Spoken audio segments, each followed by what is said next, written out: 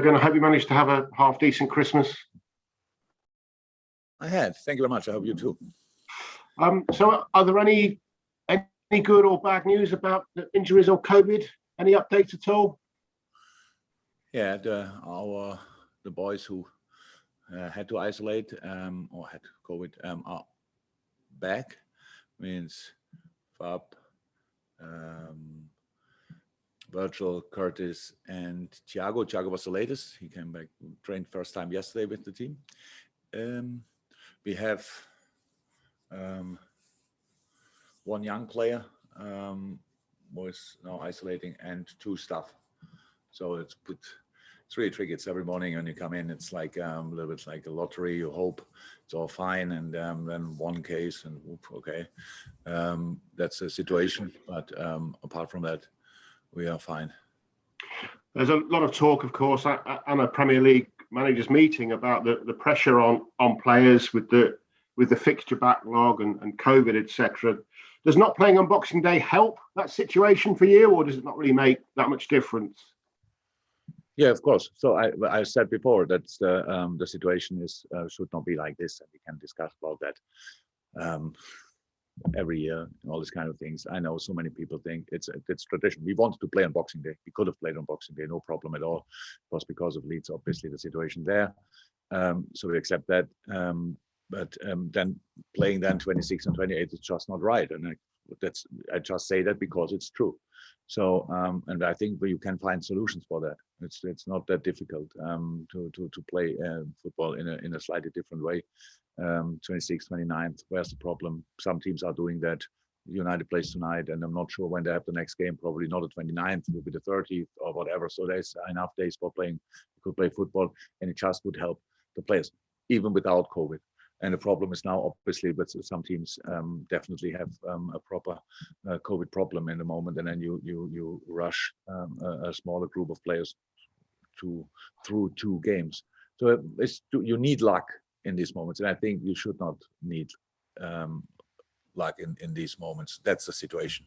We said it, and very often, and yeah, and the Boxing Day is never in doubt that we all want to play on Boxing Day. Actually, it's a great fixture. Everyone loves it. It's great for the people. It's great for the players. Really good for everybody. But then after that, we will not stop discussing, because if we don't discuss it, it just stays like this. Maybe it stays anyway like this, but there's still the players need help, and the help needs to come from other areas. And that means in this case now the coaches are the closest to the players, and we have to deal with all these kind of things, and that's why we are pretty clear about that. Obviously, looking to the game at Stamford Bridge just briefly, you're going to need the strongest possible squad to go to Stamford Bridge. So good news on that front, I guess, in terms of the African Cup of Nations, as Mo, Sadio, Naby will be available. Yeah, hopefully there's another game in between. But we'll play against Leicester first, and tomorrow. And, but they would always be available for that game, but they've been allowed to come a bit later, I think. Is that right? Yeah, true. So the news, obviously, well, that was good. Was really thankful for that. I think it's right, but anyway, we needed help, and we got the help there. All the clubs got the help, so it's good that the boys can play this game. And after that, yeah, they still have to go. And Leicester, as you say, that's the next challenge. Yeah, it is, and you saw obviously Leicester not in a perfect situation, because they have obviously injuries, and they have I'm not sure, but probably still COVID cases. Maybe now lesser, but yeah, we played them only a few days ago, and they were pretty strong in that game. And yesterday they had, I think when we went out for training when it was 4-0. And all of a sudden I got a mess. Somebody told me it's 4-3, and I thought, oh, wow. So they were obviously close, and they're just a good team. What Brent is doing there is exceptional, and that's why it will be tricky for us, of course, but we will try. Thank you, Gary. We'll go for a couple from Naz and then a couple from Carl Woodward, and that will be it for the Open as it stands. Naz?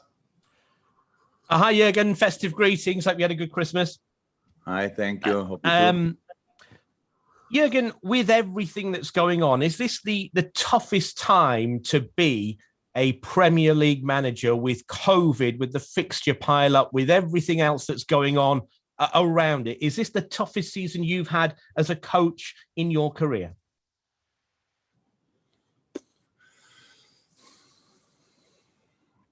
Is it toughest? I don't know. So this time of day is always tough, and that's again, I can say that that's not a problem. That's what we're used to, what we know beforehand. We know in June, in July, when we have a preseason, we know we have to prepare for a long season, and part of the season is December and January. So that's how it is. But of course, for some teams, even tougher than for other teams. So if you are in international football, you have 6 games more. If you are longer in the cup competitions, you have at least 3 games, or at least 2 games more. So that makes already 8 in a really in a specific time, and that's really tough. But it's the toughest. I'm not sure. So far, we cannot really be sure. So we had now our first 4 cases, now 5th, 6th, and 7th, but from staff and one young player.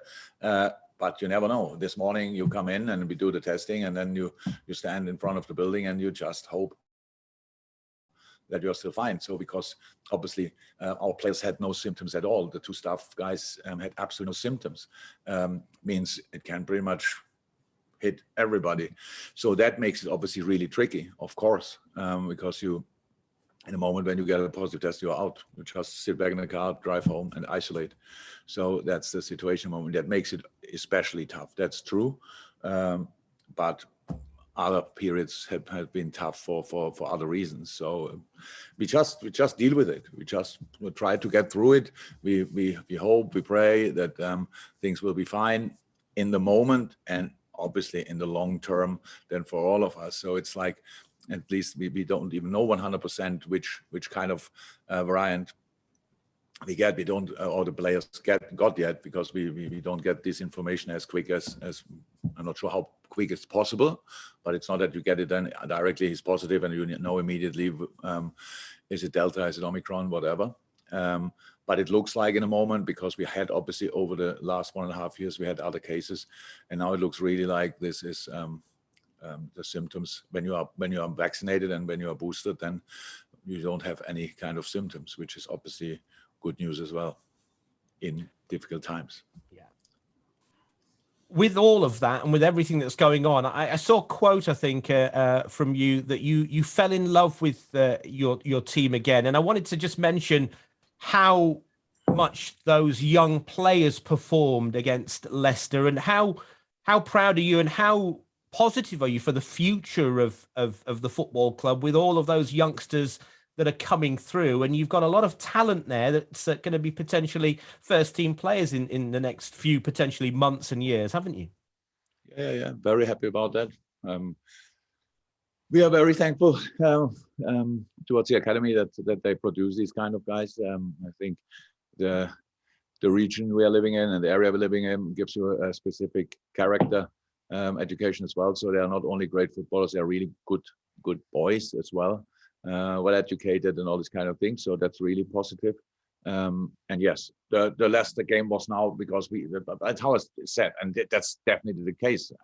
If the lineup of the first half would have worked out, it would have been because the players that it didn't really work out was my fault. So you have always to be really sensitive about how many you throw in the same moment. It was for a different reason, not really differently possible. We could have played a different lineup in the first half, but then we would have had to change for the second half. So we decided this way around that we will be slightly more experienced and stronger in the second half. That's what we wanted to do in the first. What was clear before the game. So we're slightly lucky that we needed the 95th minute to score the equalizer, but that's the situation we are in. We spoke now to your colleague about how tough the period is, and in these periods you have to make decisions, and because of the things that happen during the week, and that's obvious for the outside world, not so easy to understand. I can imagine that they want to see always the same players in their mind, the best 11 playing constantly. These kind of things are not possible with these different tournaments which we are going through. And I really think the boys did exceptionally well. And especially what I love about it, what I love about the night. First half, obviously 3-1 down, and the atmosphere was now not like great, like being 5-0 up, but it was good. So the people were not angry or overly disappointed. They just thought, okay, that's now how it is. But in the second half, when we stepped out again, you could feel immediately they want to go for it. So the crowd as well, and create a really special atmosphere, and that's what I loved the most. And just finally, Thomas Tuchel yesterday mentioned that he thinks that the current situation with COVID, fixtures, everything, he just mentioned it's not fair. And he also mentioned, the 5 substitutes. Would you be in favour of the 5 substitutes returning? Yes.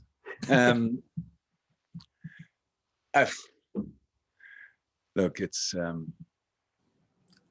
I think pretty much a lot of teams. So we have to put the competition on our side and don't say, okay, City has better subs than, I don't know which other team, than Southampton, we have better subs than Burnley or whatever. Yes, that's probably true, whatever that means exactly, because they still, it's Premier League and it can cause us problems and all these kind of things. But if you talk about the quality without playing just transfer market and all these kind of things, yeah, then that's the case.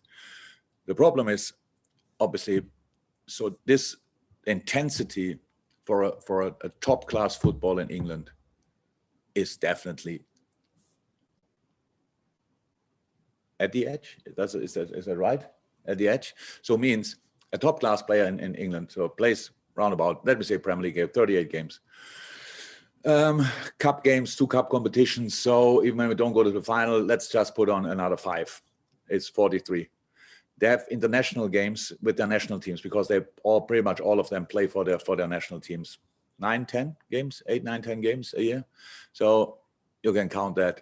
Plus Champions League games. The further you go, the more games it is. So you come pretty quick in an area with more than 50 games. Sorry? Higher. Huh? Yeah, Higher. Sorry. So my first season here, we played, I think, the final.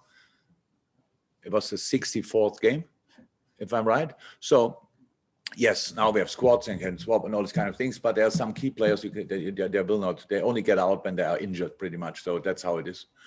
And now, but now the decision about it is made, and we realized again in the managers meeting, it was like that. The decision about it is made by 14 clubs. So I think you need 14 votes to change it. And there's something wrong, because obviously for most of as an example, Burnley, I'm not sure how many players of them play international football when our players have 3 games, they have no game. So they play 38 Premier League games, cup games, another 2, 3, 4, so makes it 42. So we talk about an issue what some clubs definitely have, some players definitely have, but it's decided by other teams. And because we make kind of a competition of it in these voting, it's like, well, no, they are better than us and stuff like this. And that's a real problem. I have to say it's a real problem, because it's the right decision, especially in this moment, because you bring players back after a COVID infection or after an injury, and because of the games you have to play, they have to play immediately.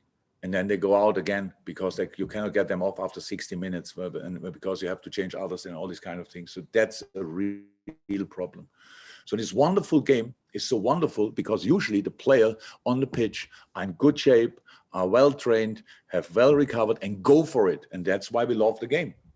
But now and the situation is clear. If you don't do that, it's just much more difficult. And again, one example is the best league in the world and the most intense league in the world is the only league in Europe and maybe in the world, I don't know, with still 3 subs. And that's not right. It's not. But we came through until here. But I still think we have to talk about it. We have to think about it. We should change it. But it's for the Premier League. Richard Master said he would like to make this decision by himself, but he can't because you need a vote. And this vote is other clubs, which other problems, different problems, say, no, we don't We don't want to have 5 subs, and so I don't see a real chance to change it, to be honest. Thank you, Naz. Thank you very much. Final ones in the open, a couple from Carl Woodward, and then we're going to go to the embargo section. Hello, Jurgen. Hello. Just going back to last week's win against Leicester, all your goals were clinically taken, composed, and such a hectic game. Does that type of finish show how great your mentality of your players are, to strike the balls like that when there's so much going on around them and the atmosphere is so loud as well? Yeah, everything. So, but when you play here, not only for a day or so like for a month, for 2, for 3, you first and foremost you heard it before. You had an atmosphere, a similar atmosphere like this, and actually we all do it. All of us, we all do it for playing in an atmosphere like Anfield can create, and so special. It's not that it makes you nervous. It just pushes you through, and it gives you just an extra boost constantly. And actually, it helps you flying. It helps you forgetting that it's really hard what you're doing here. That it's really intense, and that your body might give you some signs. I'm done or whatever. So you can just get through all these things. Yeah, absolutely special. But it's not. And it helps. It's not hindering.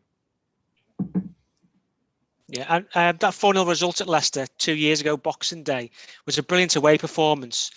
Was that as close to perfection as you can get away from home? It was such a powerful display, and because of Leicester's last 2 results, they're going to be hurting tomorrow. Do you think you're going to need something like that tomorrow as well? I think we can divide it a little bit. So like this performance 2 years ago, that was after we came back from the Club World Cup from Qatar. We had absolutely no idea how we will deal with that intensity because we played there 2 games. In the middle of a very intense period, so I have the travels, different climate. Obviously, it was much warmer in Qatar than it was here. You come back and we had really no idea how the boys will react, and then this reaction was absolutely special. It was one of the best away performances we produced since I'm here. Was outstanding. But we shouldn't now compare, and the situation is clear. We have to. I expect Leicester will fight with all they have. That's how they are.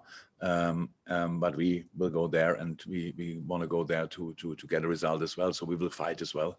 That's it. How good the game will be in the end, we will see. But we are going there to win the game, which is difficult enough. Terrific. Thank you, Carl. So everything now is under an embargo until 10:30 tonight. That's Monday the 27th. Monday the 27th, 10:30 p.m. tonight. These next